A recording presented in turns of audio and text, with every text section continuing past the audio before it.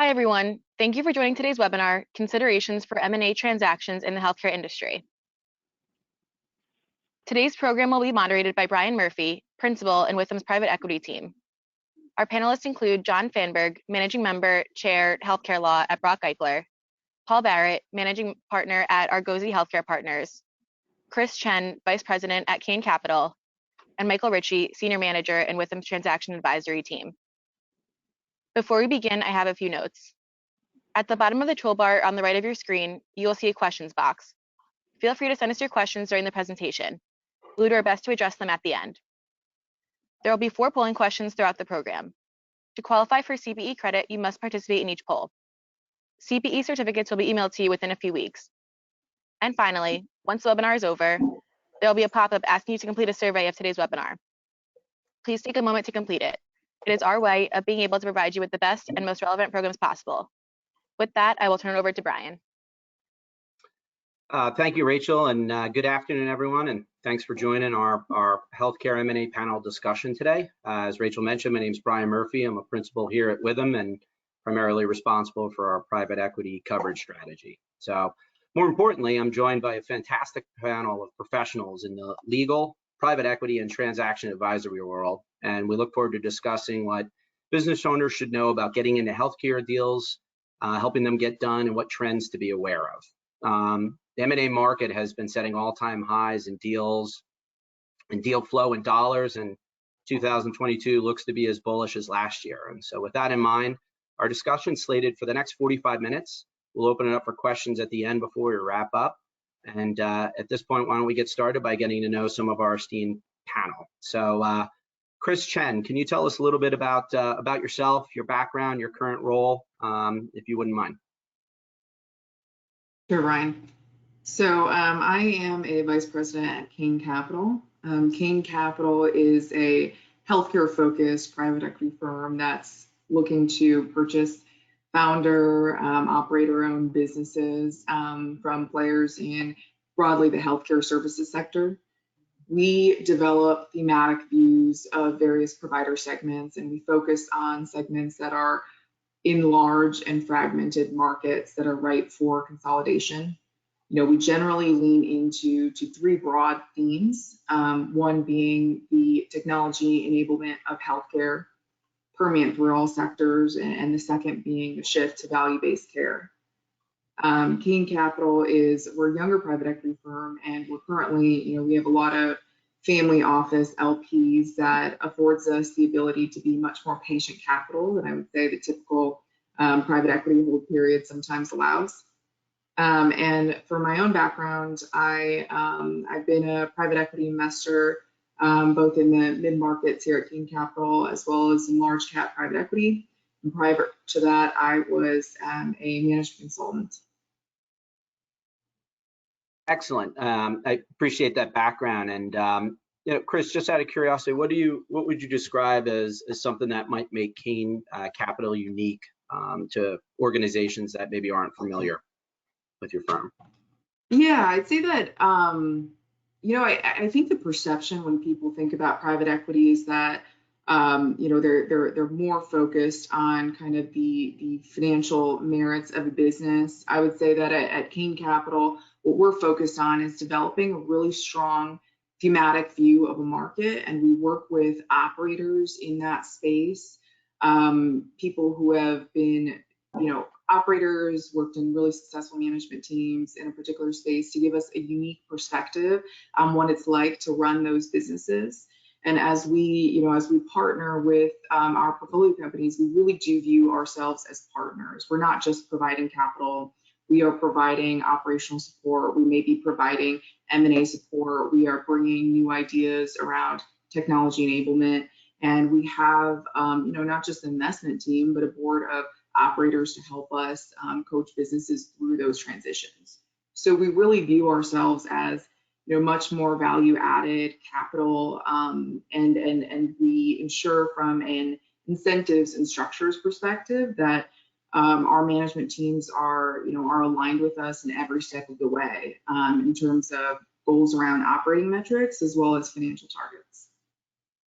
I appreciate that. And, the more I get to know firms like, you and King Capital and Paul at Argosy, the word partnership comes up more often than not. And I think that's often overlooked or misunderstood from the outside. And I think that that's a great thing that we'll touch on a little bit later on as we kind of go through the conversation. But thank you very much, Chris. And, Paul, can you share a little bit about your background and your firm, Argosy Capital and Argosy Healthcare Partners?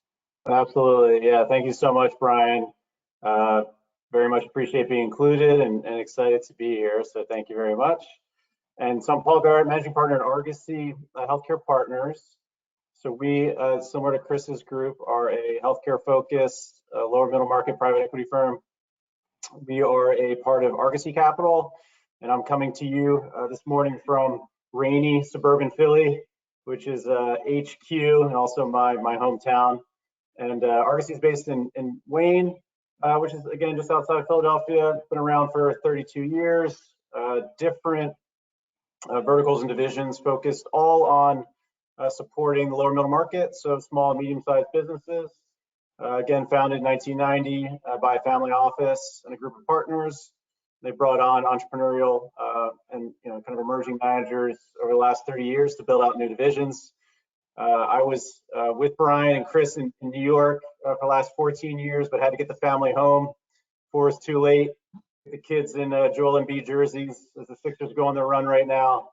But so we formed Argosy Healthcare in January 2021, so we're 14 months in. Extremely excited. And the way that we differentiate ourselves, in addition to being, lower middle market and focused exclusively on healthcare, and again, similarly kind of partnership focused, and is that we go to the lower end of the market. So 1.5 to 3 million of EBITDA. So we go super small, start out, and then we look to marry, healthcare services end markets that we have experience in, where we feel like we can help and that we're excited about. And then we tag that to finding a leader, a founder, a CEO, that we have value principle alignment with, and that we're excited to go on the journey together. So again, that's how we differentiate ourselves. And thank you, Brian, for being included. We're excited to be here. No, we're excited to have you both on. And now to keep us honest and ensure that legally we're doing the right things, I'd like to pass it over to John, coming to us live from Colorado. So I can't complain about the snow here because John's hoping for snow out there. But John, would you mind sharing a little bit about your background and your firm? Sure, Brian, thanks so much for including me, and I appreciate the opportunity to talk to you today with the other panelists. And Rachel, thank you for all of your help. Before I begin, I just want to share with you my cell phone number. It is 201-404-6778. And the reason I'm giving you my cell phone number, 201-404-6778, that in honor of yesterday's International Women's Day, my trivia question, and the winner gets a $5 gift certificate to Starbucks. So the trivia question is, again, 201-404-6778. Who was the first woman brought into the Rock and Roll Hall of Fame? The first woman going into the Rock and Roll Hall of Fame. While you're pondering the answer to that, or otherwise Googling, which is also called cheating, to that question, I'm with the law firm of Brock Eichler, and our main office is in Roseland, New Jersey, in Essex County. We also have offices in Manhattan and West Palm Beach. We have approximately 80 lawyers in 4 core practice areas: litigation, real estate, corporate tax, and healthcare and hospital law. Our healthcare and hospital law practice, which I chair, is comprised of approximately 20 lawyers that spend 100% of our time in the healthcare space. I've been doing it for over 35 years, and our clients that we represent include hospitals, healthcare systems, nursing homes, physician groups from the solo practitioner to large multi-specialty and single specialty groups. We also represent a number of physician trade organizations. That includes ophthalmology, orthopedics, pathology, radiology, OBGYN, ambulatory surgery center. So that type of reach in New Jersey and in Pennsylvania and in New York has triggered a tremendous amount of corporate transactional work. Healthcare, being a highly regulated industry, is something that keeps us busy morning, noon, and night. and to help with the buyers and sellers of healthcare groups to make sure that they are compliant here in New Jersey, and each state is structured a little differently. And we represent both buyers and sellers of practices these days, and oftentimes brought in by some of the national law firms to help deal with the nuance here in New Jersey because of our corporate practice of medicine and rules and regulations. Private equity and physician buying and selling has been going on for a long time. Clearly, the last couple of years, hot and heavy. Thought COVID would slow it down a little bit. Perhaps there was a little bit of a pause just because of how our clients, in essence, shut down themselves, but really bounced back very quickly. And probably we could all say here as part of the panel, never saw a year end like 2021 in our entire careers, probably because of anticipated tax law changes that did not occur, but so many deals were in motion and scheduled to close by year end that created quite a pressure cooker all the way up to almost midnight New Year's Eve. So it's an exciting area. I love working with my clients, and never a dull moment. You can't pick up a newspaper or read a story anywhere without finding out there's a healthcare regulatory issue. And fortunately, because of our experience and breadth, very few issues we haven't seen before. So it's a lot of fun. Now, quick question for you, John. Anybody text you on the answer to the Rock and Roll Hall of Fame yet? No, and I'm very disappointed because I thought that was almost a layup. Yeah, John, just to I noticed. confirm, I noticed Mike Ritchie was. Certificate. That was the incentive. I'm sorry. Maybe I needed to do 2 gift cards at Starbucks. I saw Richie typing, and you can never tell with the transaction advisory guys. He might be working on a QV, or maybe he was Googling. It's not for me to judge, but maybe that's a good segue. John, thank you so much. Looking forward to getting you involved throughout the discussion. And last but certainly not least, Mike Ritchie, if you could share a little bit about yourself, your background, the practice. Please leave out the warm weather in California because nobody here on the East Coast really wants to hear about it. But Yeah, sure. Thanks, Brian. Yeah, so my name is Mike Ritchie. I'm a senior manager on the financial diligence side in the transaction advisory group here at Withum. Our transaction advisory group is a national practice. We have team members throughout the country, coast to coast and in between.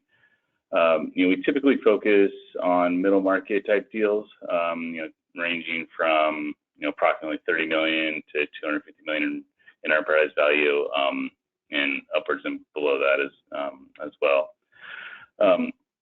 Our group has several industries of expertise, with one of them being healthcare, which is where I spend all of my time. Our healthcare group primarily focuses on physician practices, surgery centers, pharmacy companies, and health tech.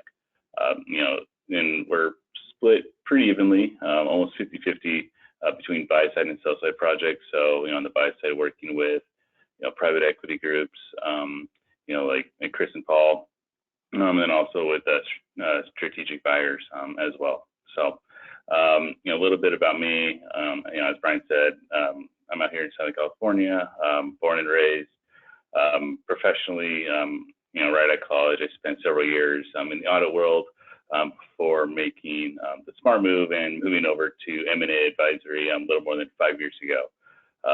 So really happy with that move for myself and really enjoy the work that we do.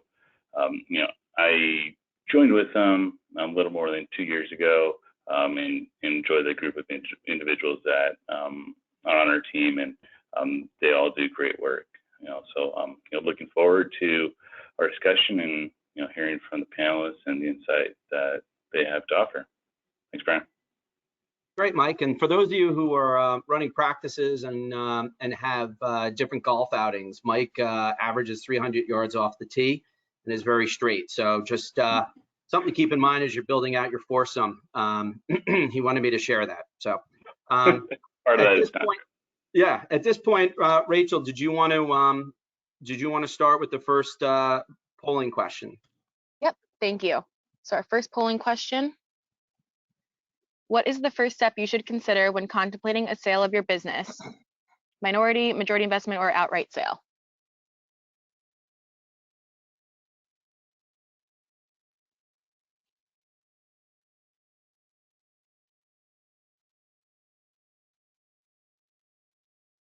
Reminder, in order to get CPE credit, you must participate in each poll.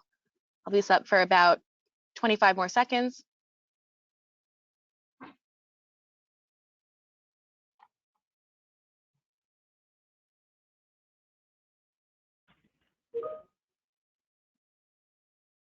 All right, 10 more seconds and I'll close it out.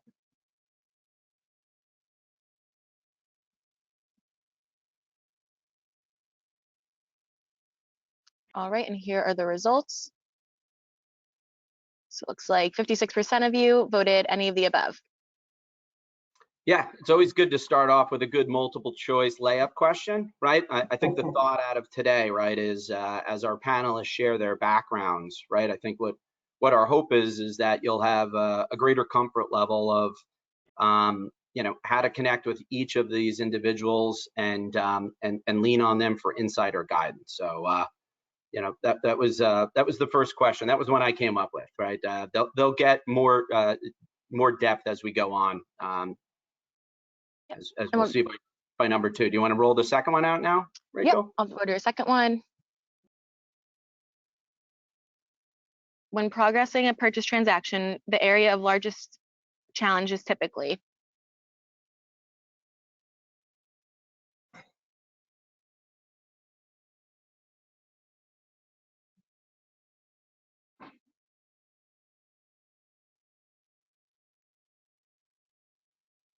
All right, 30 more seconds.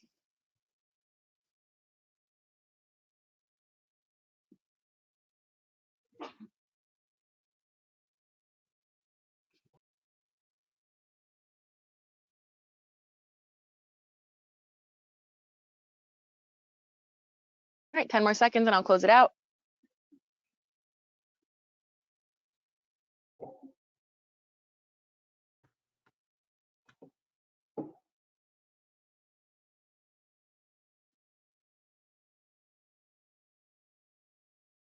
Okay, and here are the results.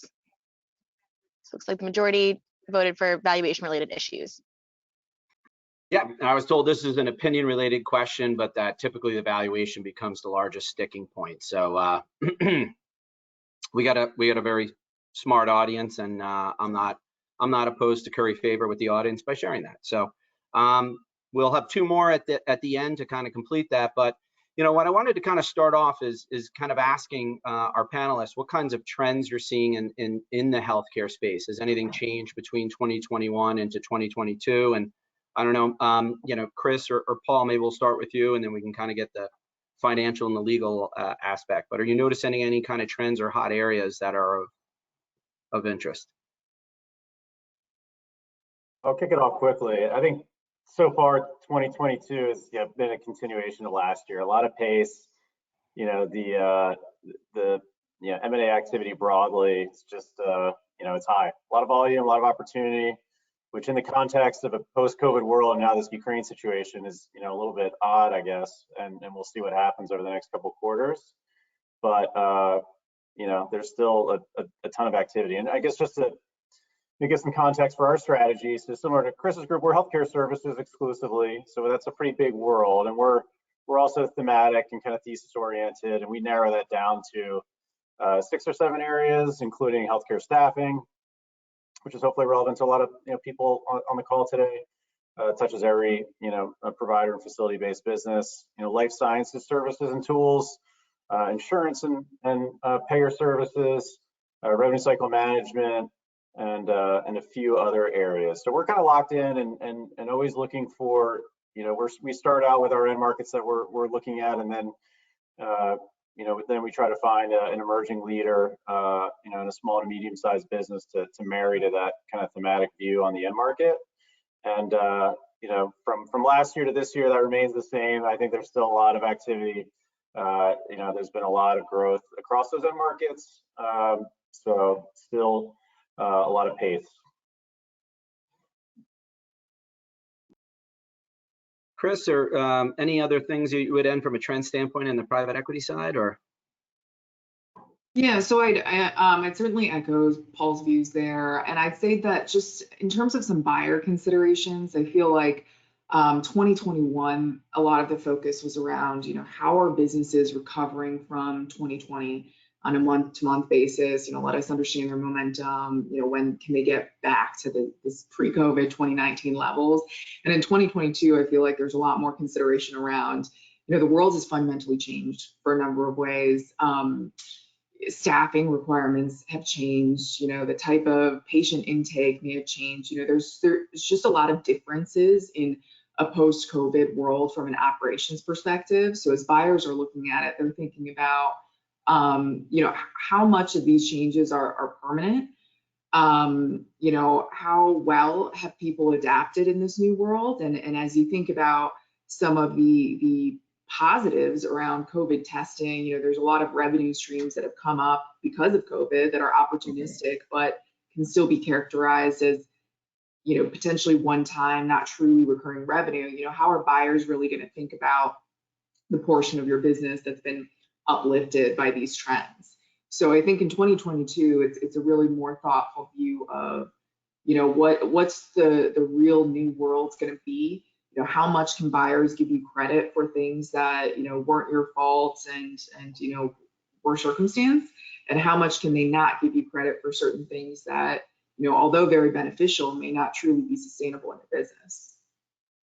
Yeah, I appreciate that. And, John, from a legal standpoint, are you seeing any any differences in the trends from your standpoint in terms of either A, complexity, or B, just types of transactions?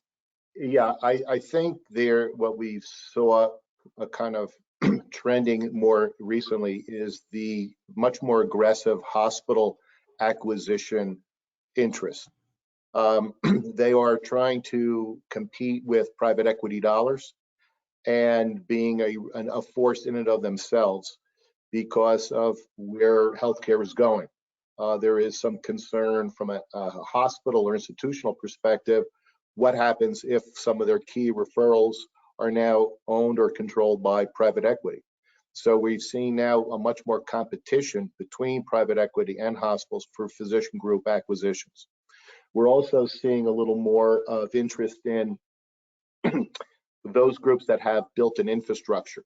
So we don't have to replicate or start over again, get them onto different systems, use a bit of a platform, and then roll in some of the smaller groups and be part of that division, care center, or particular platform. And the other key aspect, I think, in a lot of these transactions is depending upon the age range of the seller. So if someone is going to be, a 5-year glide path to retirement versus another 15 or 20 years, a newer question that's being put forth to potential suitors is, where are you with rate repair?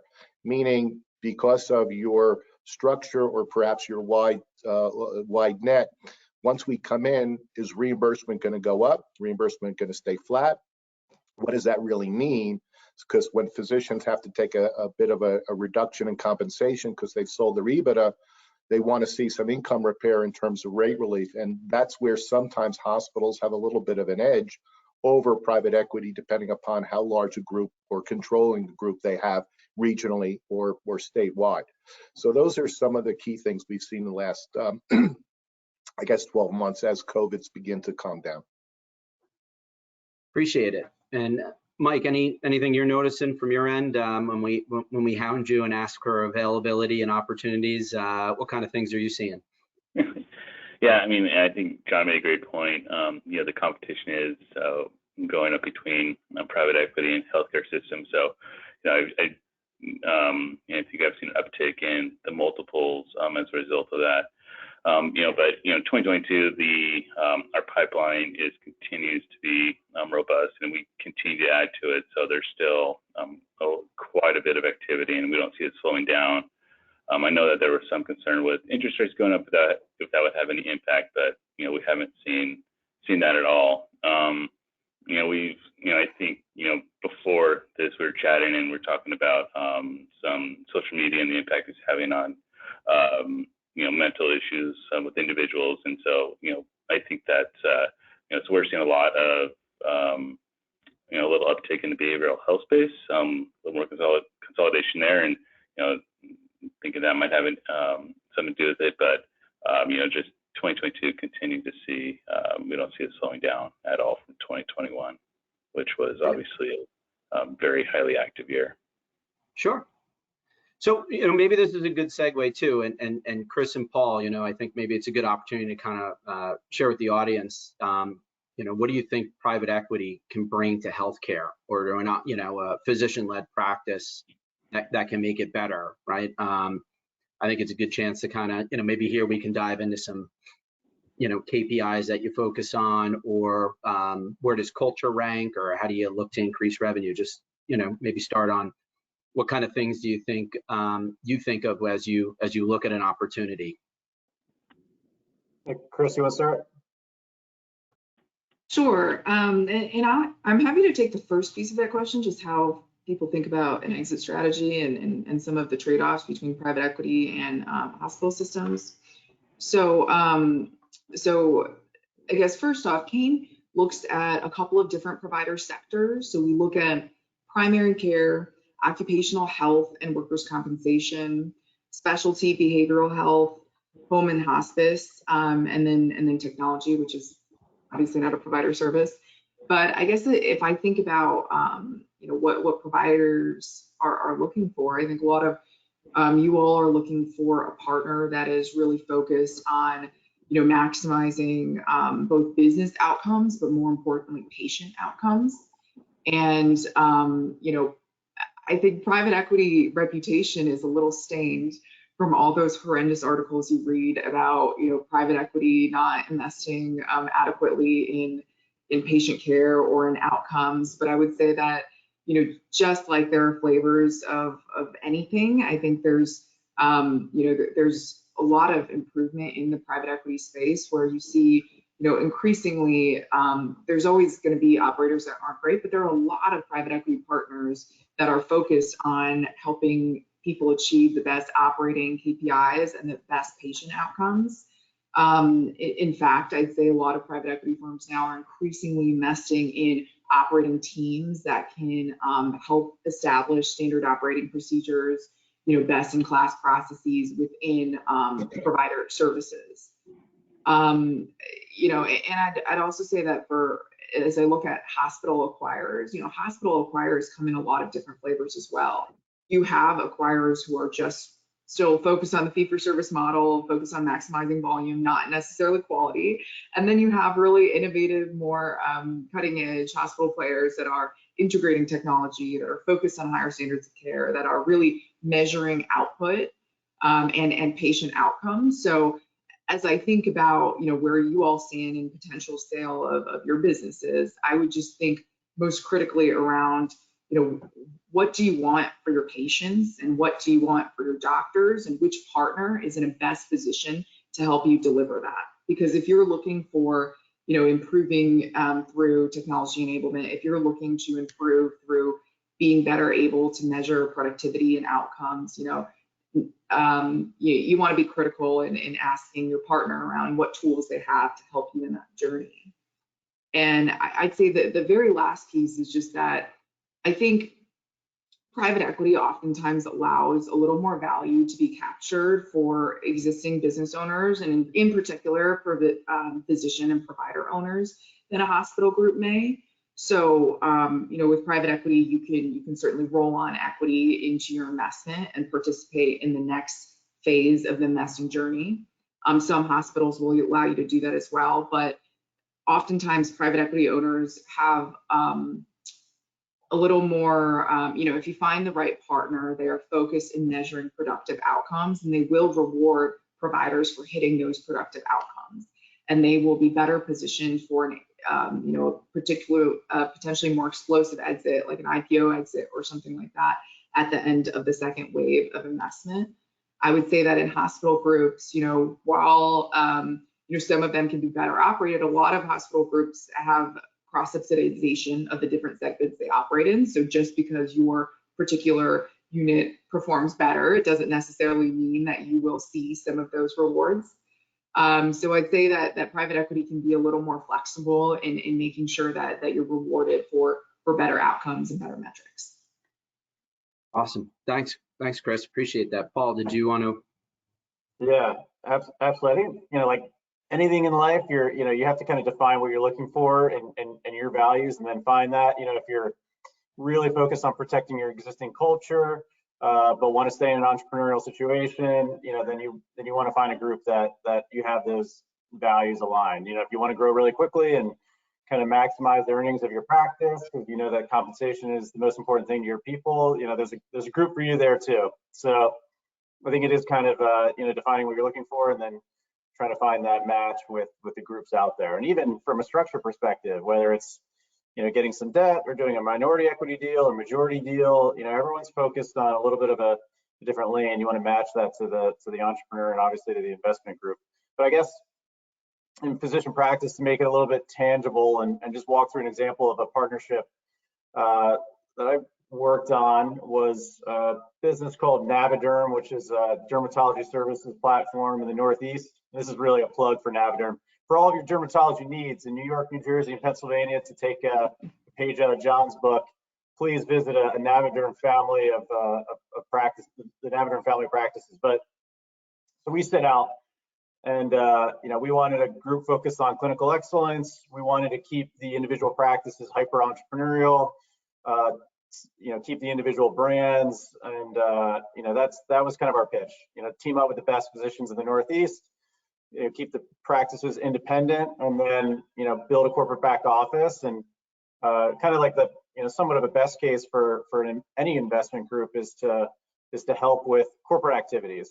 Make the billing more efficient and better and more productive. Reinvest in marketing. Bring partners to the table. Negotiate payer rates. Try to create a situation as much as we could that's kind of taking care of a lot of the items where it's tough for an individual entrepreneurial doctor to manage a practice, to see patients for 60 hours a week, manage a clinical staff.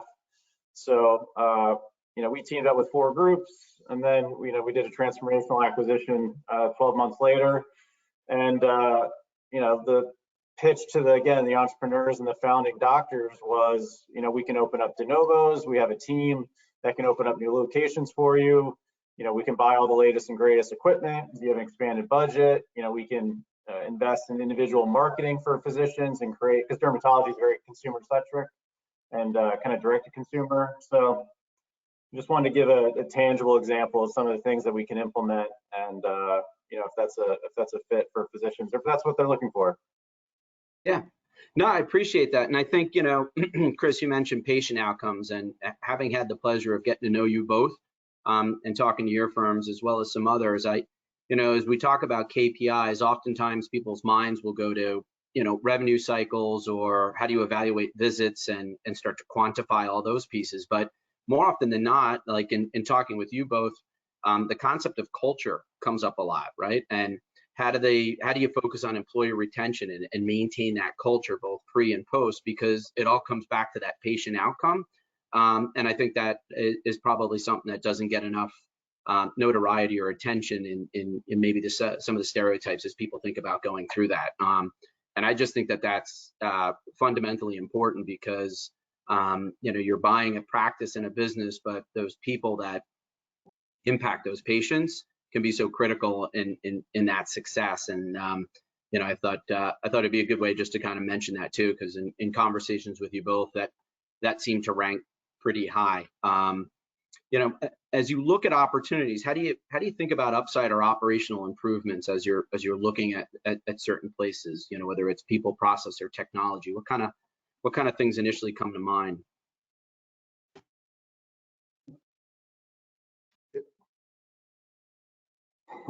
So I've a lot of times groups that realize their infrastructure is outdated, they don't have great management, and so they will look towards a transaction to enhance that back office or operations.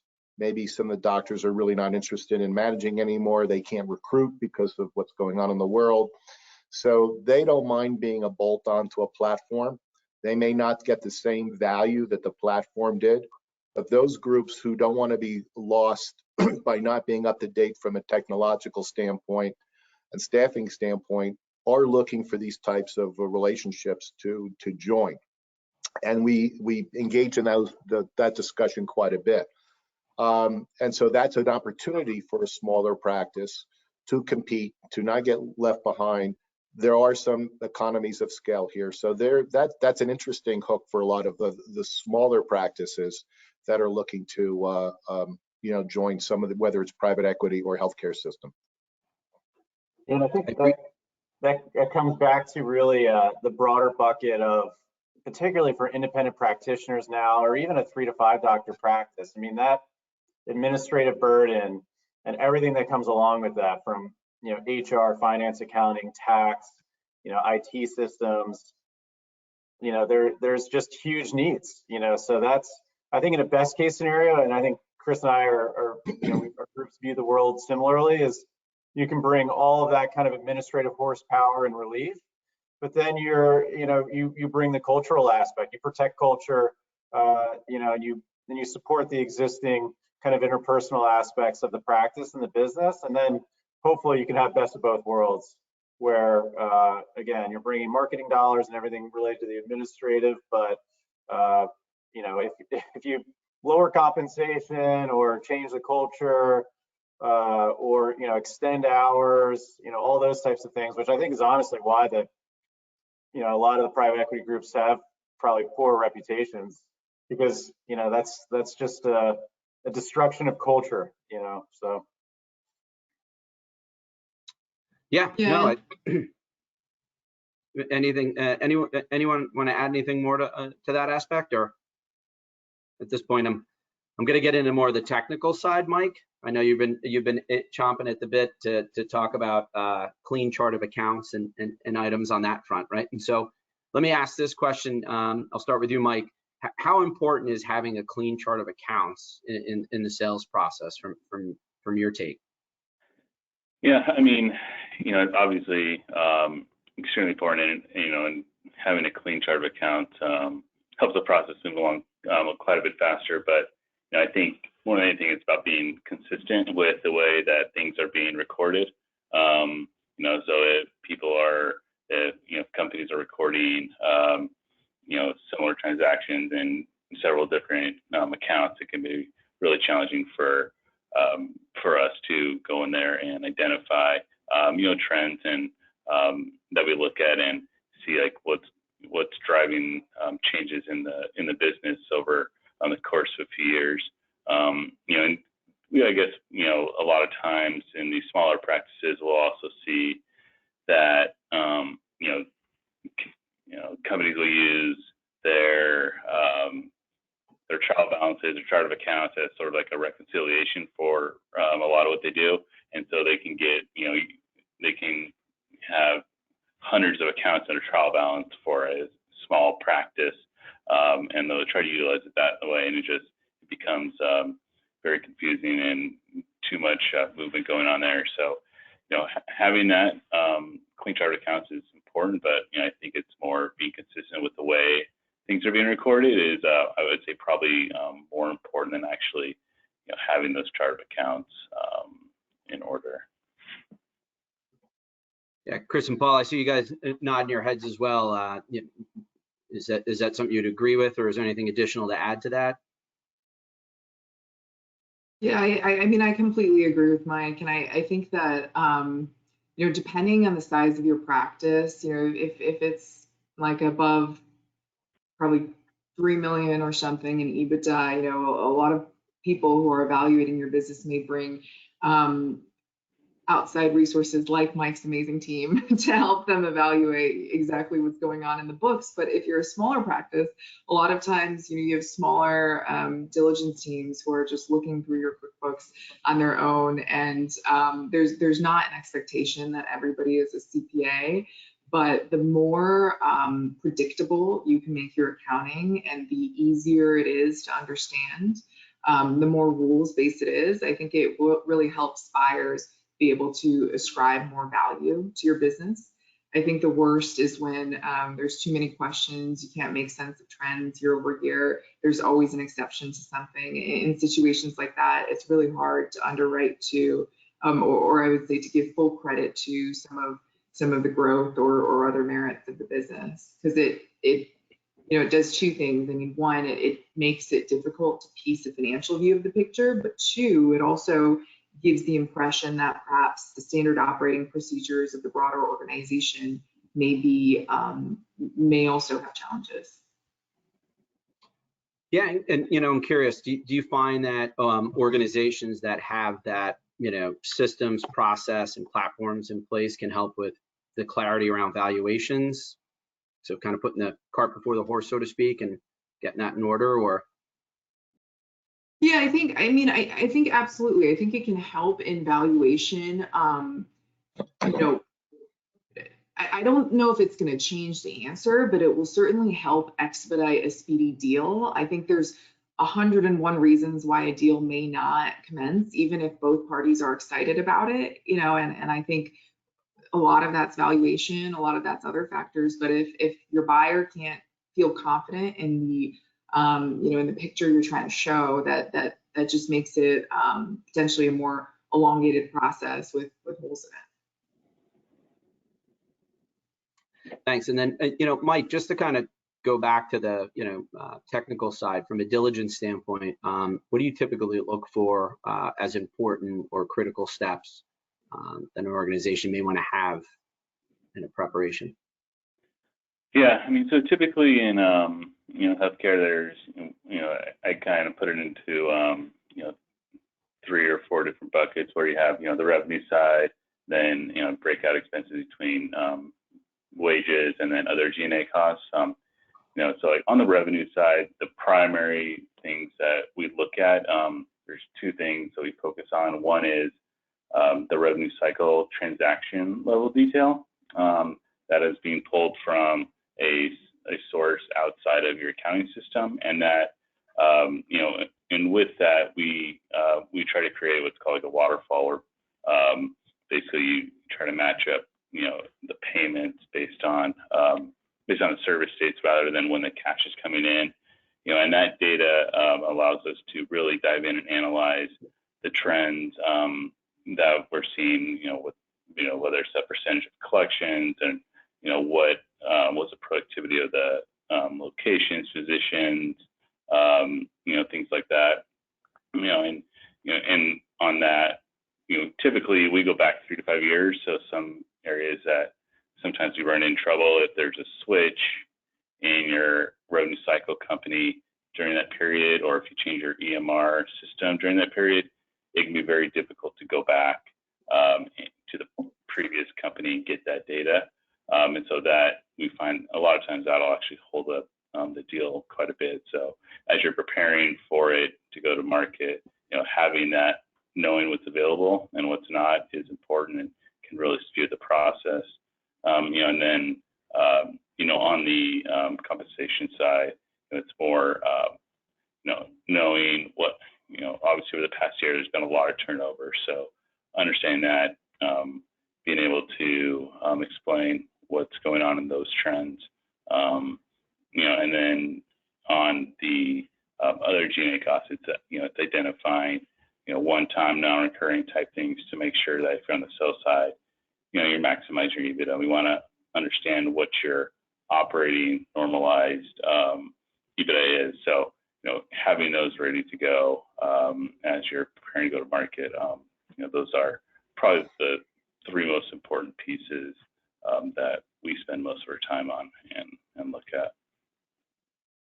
And Chris, you mentioned, there's there may be a deal where both sides are excited. There could be 100 things that are right, but there could also be some potential, hiccups or ways that won't allow the deal to move forward. Are there any potential pitfalls of a transaction that, whether it's John or Paul or Chris, that you've seen that, we can kind of share with the audience as, something to think about as they engage in this step? Well, the purchase price is always the cure-all for other bumps in the transaction, because nothing happens unless and until that is resolved. Flowing from that, you have the amount that's going to be held in escrow for indemnification purposes and for how long.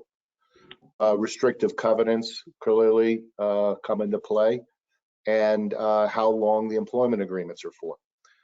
If the senior doctors in the practice, again, are using this as a glide path, then they perhaps do not mind there's a post-termination restrictive covenant, or that the employment agreement only goes for 5 years. But if the junior physicians who are being dragged along, to use a transaction term, in terms of the transaction, then we see some battles between the younger physicians and more senior physicians, because some of those deal terms impact them a lot differently, and perhaps sometimes in a more substantive way than more the senior physicians in the practice. So there is an ongoing role and responsibility for the consultants to kind of manage that, as well as getting the deal to the end zone. And we see a lot of those issues can slow some deals down, if not terminate the transaction. Yeah, just a quick note that, yeah, as you're preparing or thinking about, maybe you'd be interested in doing a transaction, pretty tried and true advice, but if you can get someone internally that's managing a lot of the data or accounting information, whether it's internal or your external accountant, ready and kind of primed to be working hard and turning around that due diligence just to keep the pace and the cadence, and then obviously an attorney like John that you can trust and work closely with. Because if you have those two people in place, someone that's going to be able to handle all the financial, accounting, and tax due diligence, and then you have your lawyer and attorney that you trust and is ready, then you're giving yourself the best chance, and at least that you're kind of prepared to execute the process, and then see how it goes. Yeah. Yeah, I'd say. Go ahead, Chris. Oh, sorry, Brian. Just one small point to add on is I think as Mike was mentioned, kind of keeping your books clean and making sure you understand the trends throughout your business. I'd also say that being able to allocate the economics of your business or your P&L across different locations, if you are a multi-site establishment, is actually really valuable to buyers. Oftentimes when you have a multi-site operation, oftentimes when people are looking at you, they're thinking about if you're an interesting platform for further growth. So that could be through adding on ancillary services, that could be through growing through de novos, that could be through M&A or shift to value-based care. But in each of these scenarios, you need to have a firm understanding of how each, not just the full business, but each location is performing. So to the extent that a lot of services are centralized or procurement is centralized, having thoughtful ways to allocate that accurately across different locations can be really helpful in the process. Appreciate that, Chris. And so, before we roll into our last two polling questions, and then maybe open it up for questions from the group, any parting shots for our audience as they look at 2022 that you would want to put out there? We can kind of go, Brady Bunch style here, kind of go around the horn. But Chris, maybe starting with you. Any pearls of wisdom, or yeah. I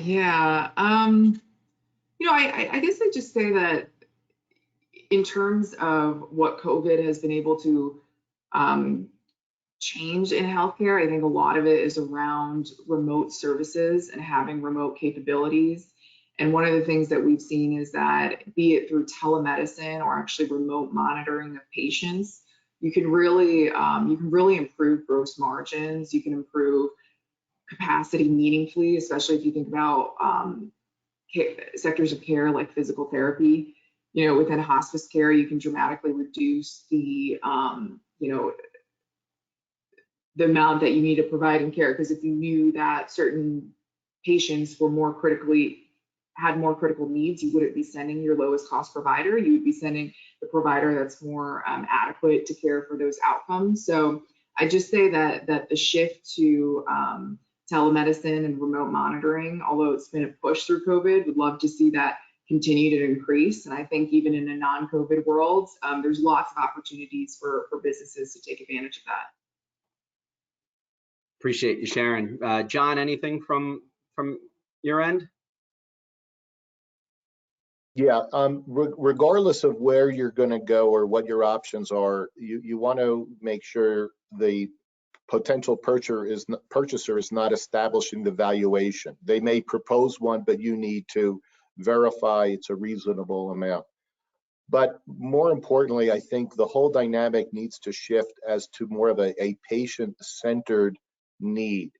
And the successful transactions will recognize where healthcare is going, and that is to be more patient friendly. I think what Chris says from a telehealth standpoint, one thing that kind of forced all of us in terms of actually healthcare, there is a lot of healthcare that you can provide via the format we're using right now. There's definitely some specialties that are even, really attuned to that.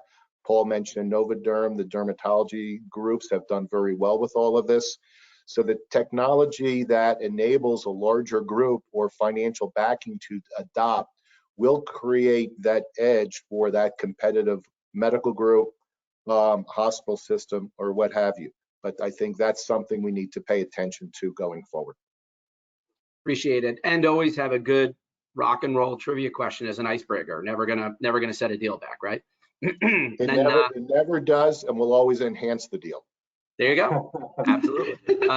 Paul, any last parting shots before we open it up for questions? Yeah, I guess if you're a business owner or on the line or giving have the ear of others, now is a good time to sell. I think it's one piece of advice would be to take a little bit of time to define what you care about, your values and what you're looking for, and they're out there. That's kind of like the interpersonal and the soft stuff, but it matters. And then second, like from a structure perspective, whether you're looking to become a bolt-on for a larger platform or you want to be independent and you're very entrepreneurial, there's lots of groups out there that will fit both your values and your structure. So just taking a little time up front to figure that out, and then that'll be your North Star as you go on the journey. And then find a great accountant or internal person that's willing to churn out data, and an attorney and a broker, banker, intermediary that you trust too, and be off to the races. Thank you, Paul, for the shameless plug. We appreciate that, But hey, so Rachel, did you want to roll out the final two questions, and then we could see if there's questions from the group before we wrap up? Yep, definitely. Thank you. So our third polling question is, true or false, a revenue waterfall analysis is generally the most accurate way to determine accrual basis revenue throughout a historical period.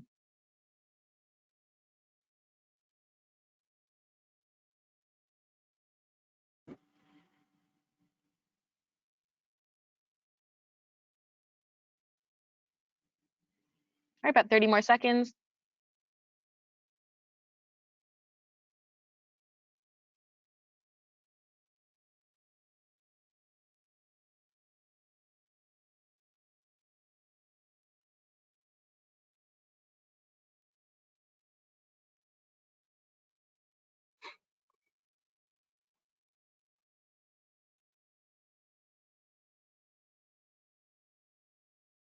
All right, I'm gonna go ahead and close it out.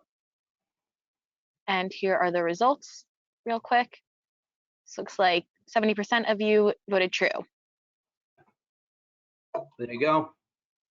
Thank you, Mike Ritchie, for that question. That was a good one. It's always good to have a true or false, right? And then we've got our last polling question, and then we can open up for questions at the group. Okay, our fourth and final polling question. Who will win March Madness in 2022?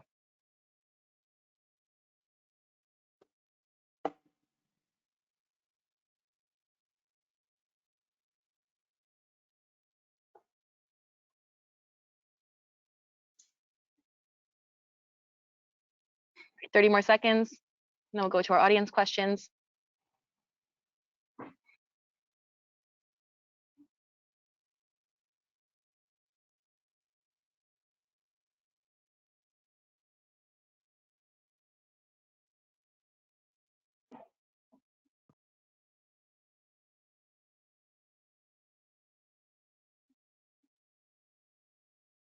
All right, 5 seconds and I'll go ahead and close it out. Okay. That looks like none of the above by landslide. That's right. So it's probably the easiest question we've put out there. The University of Scranton from Division III is probably the most likely that will win, but really just wanted to put that out there as it represents the undergrad university of our panels, and really can't thank you all enough for your time today. At this point, we'll open it up. If there are any questions, Rachel, let us know what you see. Sure. Yeah, we'll try to be mindful of everyone's time and end at 1 o'clock. We have a couple of audience questions. The first one, what effect will the war in Ukraine, inflation, unemployment rates, and the overall economy have on the market? Who wants that one? That'd be John. Okay. Yeah, that's right. Pick on the lawyer in Washington University. Frankly, I don't think it frankly will have a lot of impact. Healthcare is not a healthcare is needed every single day, regardless of what's going on in the world. You have supply chain issues, you have employment issues, so costs are associated with that. But healthcare doesn't go out of style. It's not a fad, which is perhaps why there's so much economic interest in this industry. So I think very little would be my guess. Great, thank you. And then our second audience question, do you expect the speed or volume of transactions to decline in 2022 or 2023? And if so, what are the driving factors for that slowdown? Is it interest rates, age profile of physicians, et cetera? I'll quickly go. I mean, it's been such a frenetic pace for the last 18 months, and particularly in the physician practice side. I mean, it's absolutely at the peak of activity. So with that, you would always be a little concerned that how much higher can it continue on. But the other side of the argument is that now there's dozens of mid-level quote unquote consolidators, groups that are going to have to continue to be active in terms of them continuing their growth rates and achieving their objectives. They're going to have to continue acquiring, because physician practices, the only way you grow is by adding doctors or acquiring other practices. So in an attempt to predict the future, I would say it's going to stay at pace unless something in the broader economy happens. Yeah, and just to echo that, Paul, I mean, I think to echo both John and Paul, I think that healthcare is just a much more insulated market, especially domestically. And while there will be macro impacts, the demand is quite consistent. And given the level of fragmentation there is in so many different provider services, I'd almost view that as a key metric of how you think about the transaction pace. In more fragmented areas, there is just going to continue to be a wave of consolidation. And that's going to be independent of where the interest rates are or what happens in the broader world. Great, thank you. Then we just have one more audience question. Can John comment on the tax-exempt hospital versus the PE purchaser and the considerations and issues? Well, we've seen a number of the not-for-profits come up with a lot of money. They all have to use an independent valuation to make sure it's fair market value. But in light of what's going on in the market, to the extent they have financial wherewithal, they can be competitive. So I don't think we're seeing that in all hospitals or all systems throughout the state and or region, but a number of them have emerged to be true competitors with private equity. The other thing, just one comment with regard to the last question, I think to the extent we see a proposed tax law change impacting capital gains, then you're going to see a real frenetic industry change, because that's really what drove last year, in my opinion. So if there's no tax law change, which impacts someone's ability to sell this year versus next year, I think it'll stay somewhat constant, but that's a big game changer. Great, thank you so much. That was it for our audience questions. Thank you everyone for joining. We will be sending out a recording of today's session as well. And thank you so much to our panelists for joining today. Aretha Franklin. Thanks everyone Thanks. so much. Thank you. Thank you. Thanks, Thank you all. everyone. Take care.